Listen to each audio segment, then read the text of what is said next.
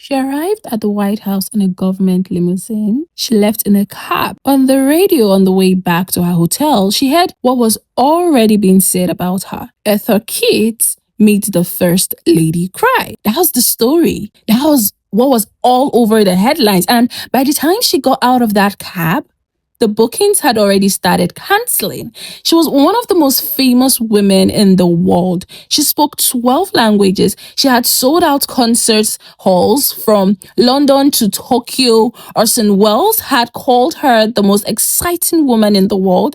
She was earning $10,000 a week, and she was about to find out that the United States government had been watching her since 1956, that they had files on her, and that somewhere in that file was a description of her as a sadistic nymphomaniac. All of this happened because she told the truth in a room where women were supposed to stay quiet. But before we get into the White House story, I need to tell you where she came from. Because the woman who walked into that luncheon had already survived things that should have broken her completely. Well, this is the stories behind the stories, and I'm Cynthia. I know this is pretty early, but if you do like this story so far, please do well to subscribe. Eartha Kitt was born on January 17, 1927, on a cotton plantation near a tiny town called North South Carolina. She did not know her own birthday for most of her life. She celebrated the wrong date for decades until 1997, when a group of students at a historically black college in South Carolina dug up her birth certificate. She was 71 years old when she found out exactly when she was born. And on that birth certificate, the space for the father's name had been blacked out. Her daughter, Kit Shapiro, said it plainly. My mother was 71 at the time it was approaching the 21st century. Yet, they were still protecting the name of the father even though he was clearly dead. They were protecting the white man because they would not have gone to that trouble to protect a black man. Eartha believed she was a product of the rape of her mother, a black and Cherokee teenager, by a white man on the farm where she had been born. Her mother was somewhere between 14 and 16 years old, and the father never claimed her. Then her mother gave her away. The man her mother took up with would not accept Eartha because she was too light-skinned. So her mother handed her child to relatives and left.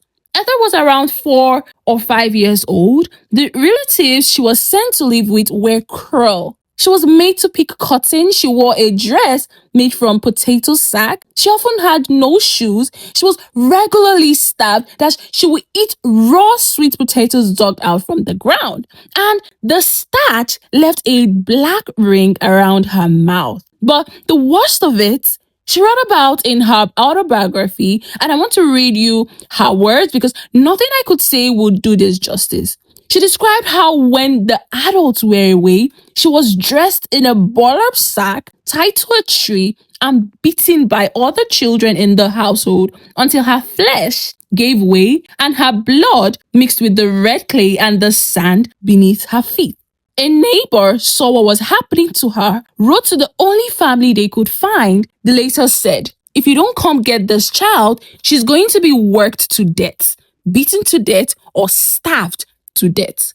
Around age 8, Eartha was put on a train to New York. She had a couple of catfish sandwiches for the journey. That was everything she had. She said later, I have used all the manure that's been thrown on me as fertilizer. In New York, she cycled through homes that were not safe. There were stretches where she was homeless, sleeping in the subway, on rooftops, but a teacher saw something in her and gave her a dime for transit to audition at the High School of Performing Arts. She was accepted immediately. At 16, a chance street encounter led to an audition for the Catherine Dunham Company, a pioneering all-black dance troupe. She won a scholarship, and when the company toured to Paris and London, Eartha stayed. She launched a solo cabaret career in Europe and became an overnight sensation. She returned to America and took Broadway by storm. At her peak, She was earning $10,000 a week and singing in 12 languages. And then Orson Welles cast her as Helen of Troy in his Paris production and told her, I chose you to play this part because you are the most exciting woman in the world. She became friends with James Dean, taught him how to move on stage. She called him Jamie. He called her in the middle of the night. She said he was like her brother. Days before his fatal car crash, she hugged him and told his friend the spirit was already grown from his body. He died anyway. By the mid-1960s, she was one of the highest earning female entertainers in the world, selling out venues across Europe, Asia, and America. By 1967, she was playing Catwoman on Batman, one of the very few black women with a prominent role in American primetime. She was Eartha Kitt. She was untouchable. And then she got invited to the White House.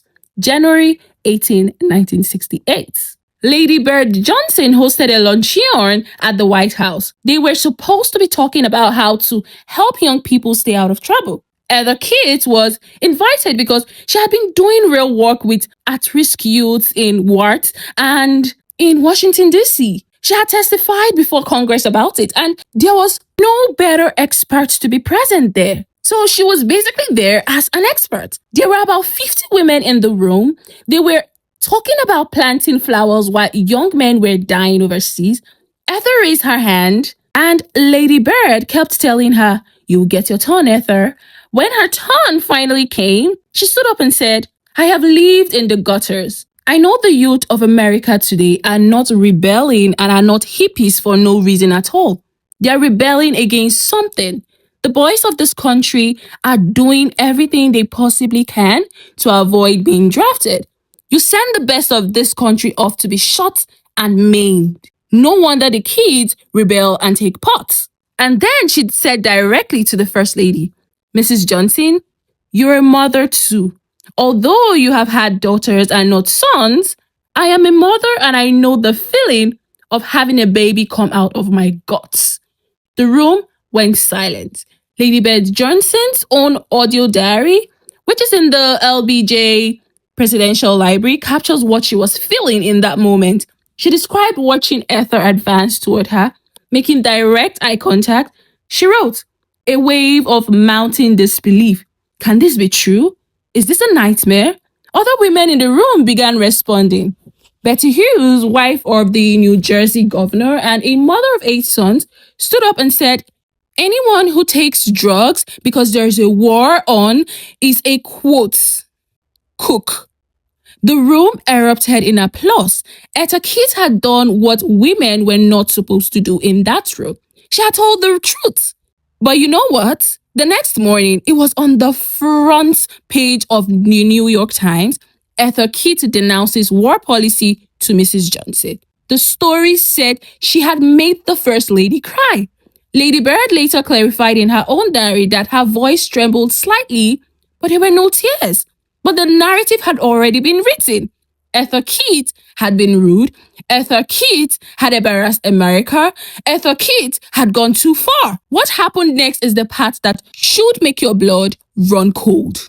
The Secret Service asked the CIA to produce a file on Eartha Kitt. The CIA, which is legally barred from conducting domestic surveillance, compiled it. And when journalist Seymour Hersh obtained that file and published it in the New York Times in 1975, the country finally got to see what the United States government thought of one of its most celebrated entertainers. The CIA had been collecting information on Eartha Kitt since 1956. Since 1956! 12 years before she ever walked into that room, 12 years before she ever raised her hand and asked to speak. The 3-page dossier contained secondhand gossip from unnamed confidential informants. It said she had a very nasty disposition. It said she was a spoiled child. It claimed falsely that she often said she had very little Negro blood and didn't associates with other black people. This is about a woman who had signed advertisements supporting Martin Luther King Jr. And then came the phrase that became the most infamous thing the United States government ever put in writing about an entertainer. The CIA file described Eartha Kitt as a sadistic nymphomaniac. When a reporter reached her for comments, she said, "What has that got to do with the CIA file?"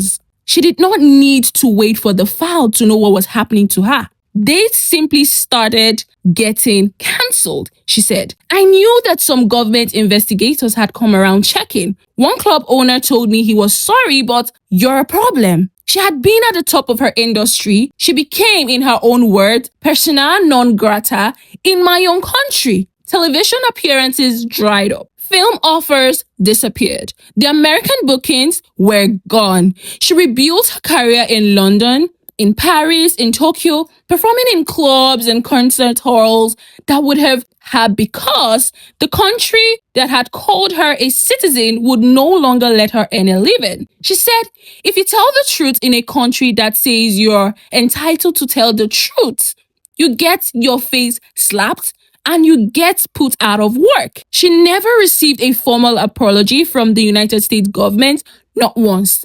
The closest she got was in 1978 when President Jimmy Carter greeted her at a White House event and said, "I'm glad to have you back." That was it.